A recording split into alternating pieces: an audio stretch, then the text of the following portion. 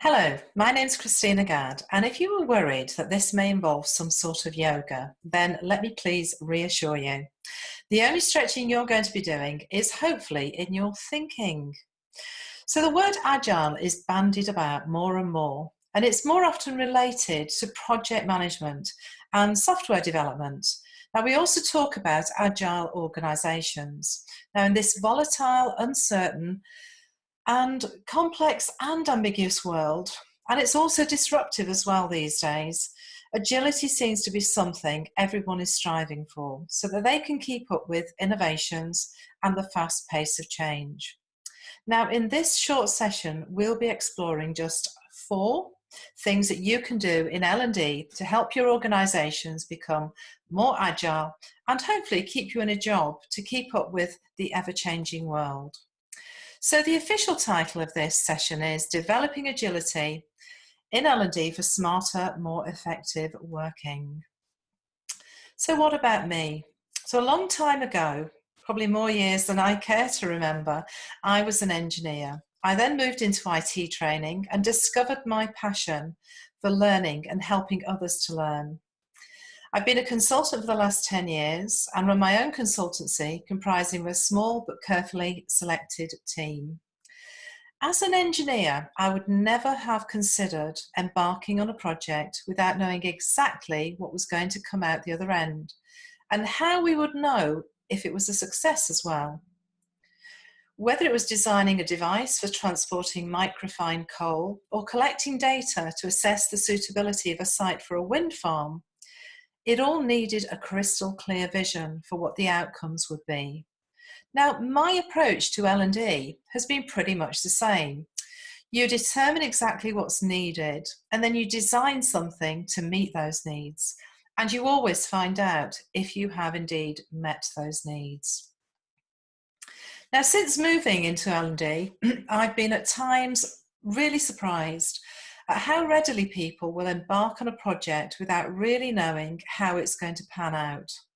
Now, the following is a scenario that's all too familiar. On social media the other week, an L&D professional reached out to peers for ideas on some activities for conflict management. Nothing unusual, you might think, but they also shared that they were running a leadership event, and the week before that event, one of the senior team had suggested that adding this in would be useful.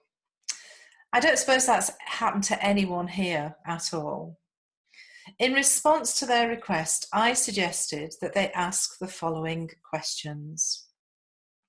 So what is happening now that makes you think it's a problem? And how will learning about conflict management help?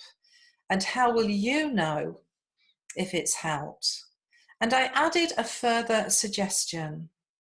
So dig deeper to find out what your focus is for this event so that you know that when you're shoehorning something else in at the last minute, it will have some impact and not detract from what's already been planned.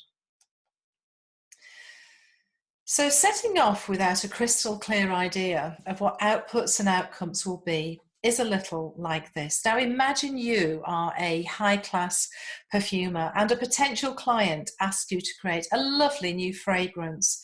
Immediately you think of some key ingredients, jasmine, maybe musk. You design a beautiful bottle, the like of which has never been seen before, and packaging that is to die for.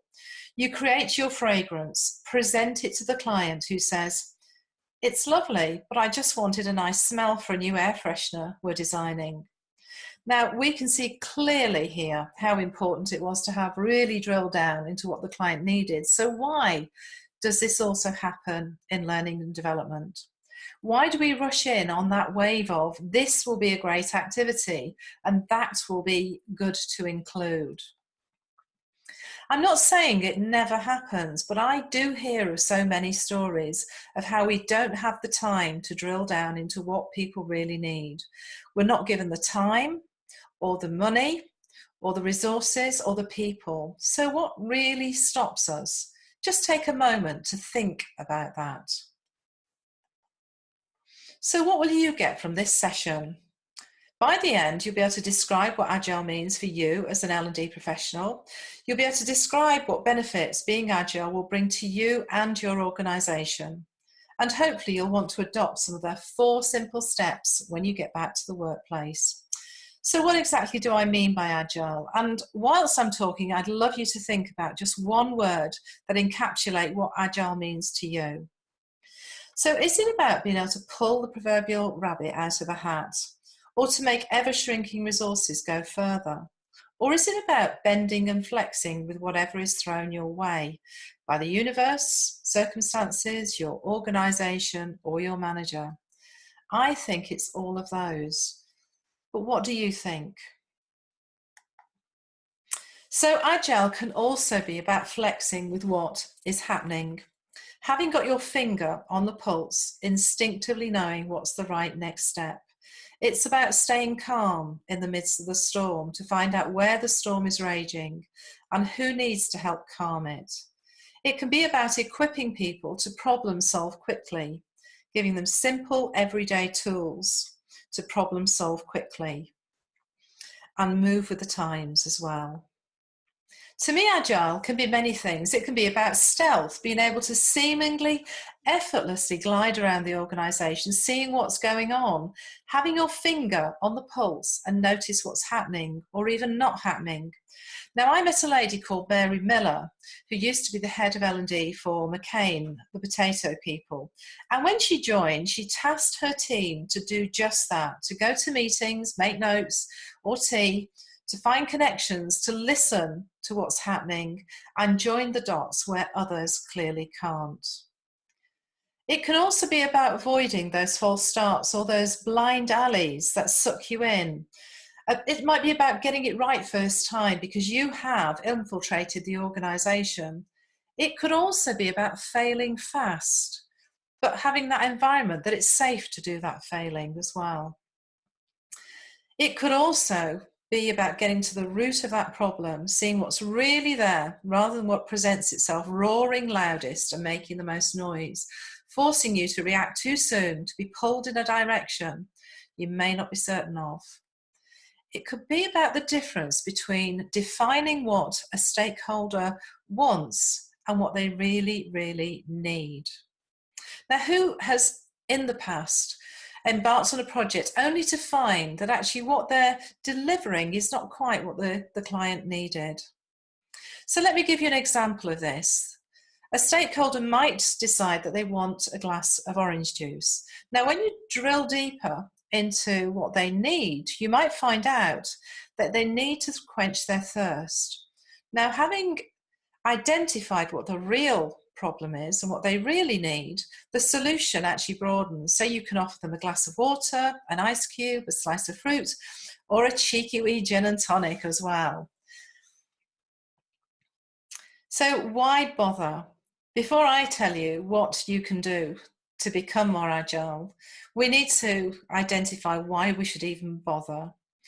Now, I want you to be thinking about your reasons, but in my thinking, being more agile gives you and L&D more credibility because you solve the right solutions in the right way. Now, if you do this, budgets are justified, results are measured, and impact is observed. You become change agents, not purveyors of learning materials. So here are the 4 things that I promised you. How are we going to do this? And these are going to be 4 simple things that you can implement. So the first one is infiltrate the organisation. The second one is work with the right stakeholders in the right way. The third one is keep your eye on the prize. And the fourth one is listen, reflect, and feedback what is happening and not happening. In order to infiltrate the organisation, you need to network like mad. Be everywhere, get your finger on the pulse, read organisational plans, go to briefings and find out what's really going on. Make connections and network to find allies and supporters. And when digging deeper, don't just keep using the same methods or sources because it's more than likely you'll get the same answers. Dig deeper and analyse. If you always do surveys, try focus groups or analysing latest management information. Collate appraisal information and don't just use it to determine what training is needed. Use it to ask what's really going on. Get curious about everything. If something doesn't feel right or sound right, then ask more questions. And don't just ask one person. Get a bigger picture and work with others to get the full story. When gathering data, think about using more than one data source. And let me show you a little analogy. So if anyone's ever been walking or orienteering or just using a map in some way and they've got lost, you can find your way again simply with a map and compass by identifying a spot on the horizon. Now, one point on the horizon isn't going to identify where you are, but 2 points are more likely to help you. 3 points somewhere on the horizon that you can identify with your compass and map, and you'll find exactly where you are. Now, in the same way, if you use 3 different sources of data, you'll get a better picture of what's actually going on. So the types of methods that you might choose are appraisal information, a focus group, surveys, mystery shoppers, any number of different methods, but different viewpoints are going to give you a more accurate picture of what's going on. So at this point, I am curious to know who's actually already networking and analysing data. So stand up if you're doing that. Stand up if you think you should be doing more of it. And those who aren't standing, stand up if you feel you should start doing this. So number 2, who do you need to spend more time with? So some of you may have already seen this stakeholder analysis grid, and there are 2 axes. You've got the vertical axis, which is about the impact that an individual has in the organisation, and the horizontal axis is about the support that they give you. Now, those people who neither support you nor have any impact, we call the undead. And really, any time with these people is wasted time. They are probably the ones who are on the phone moaning, and you say yes to them just to shut them up. And in reality, they bring no value to the business. The snipers are those that do have impact but offer no support. They'll undermine you and badmouth you to others. It might be good to try and win these over. And then we have the networkers. These are those good old eggs who will support you but have little impact in the organisation. But at some point in the future, they may actually grow in influence. And then we have those that we should be spending the most time with, the evangelists, those people who have lots of impact in the organisation but also support you. And you can use these to help win over the snipers as well. So how about if you think about how you could go on to convert some of those valuable snipers into evangelists? The next one, keep your eye on the prize. So what is the prize? Get a sense of what the organisation's trying to achieve. Maybe it's to be the best in its chosen market.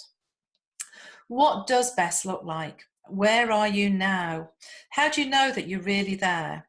Set some reasonable and agreed expectations around how quickly you can be the best and how that will be measured.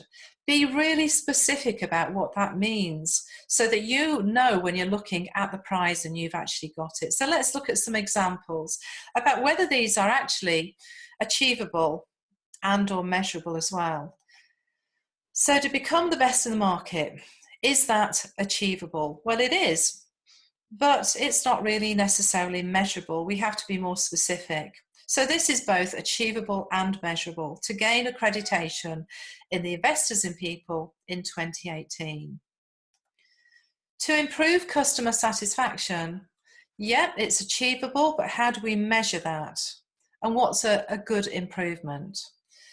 To improve customer satisfaction from 75% to 80% by the 3rd quarter. So that is both achievable and measurable as well. It's very specific. And the next one, reduce staff turnover to 15%. Bit woolly. What would be better is reduce staff turnover from 19% to 15% by the 4th quarter. Help turn managers into heroes. And you can do that by helping them to achieve their team goals, by setting great performance objectives that contribute to improved performance. Use Robert Major's PCS format, which is a great model for setting smart objectives. Going back to one of the examples, if we want to, as an organisation, improve customer satisfaction from 75% to 80% by the third quarter in 2018, we need our team to be singing from the same hymn sheet. So, again, are these achievable and or measurable? Reduce the number of complaints per quarter. It's certainly achievable, but is it measurable? And is it the right measure? Better would be reduce the number of complaints per quarter from 23 to 15, starting in the second quarter. Achieve an average satisfaction score of 80% for calls in the second quarter. So it's both achievable and measurable. You can see how specific these are getting.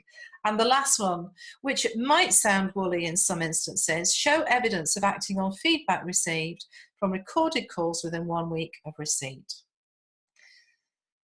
The final one, all the while listen, encourage, seek and give great feedback that inspires everyone to reflect on their performance and its impact. Measure what's important and change tack if the feedback dictates it. And all the while create a virtual spiral so that the only way is up. Listen, reflect, adapt and react. You become part of what's happening, what is changing. You become proactive rather than reactive, inquisitive rather than obedient, solution focused rather than training driven. So a quick recap. This is what you have to do to become an agile L&D professional and help your business become more agile in the workplace. So infiltrate the organisation, network like mad and analyse results. Get working with the right stakeholders in the right way. Ignore the undead. Work with the evangelists. Convert those snipers into evangelists. Keep your eye on the prize. Get specific and turn your managers into heroes as well. Get specific with objectives so that you know when you've achieved that prize. Listen, reflect, and feedback what's happening or not happening. And that's, folks, how you get to be bendy, or should I say agile, in L&D.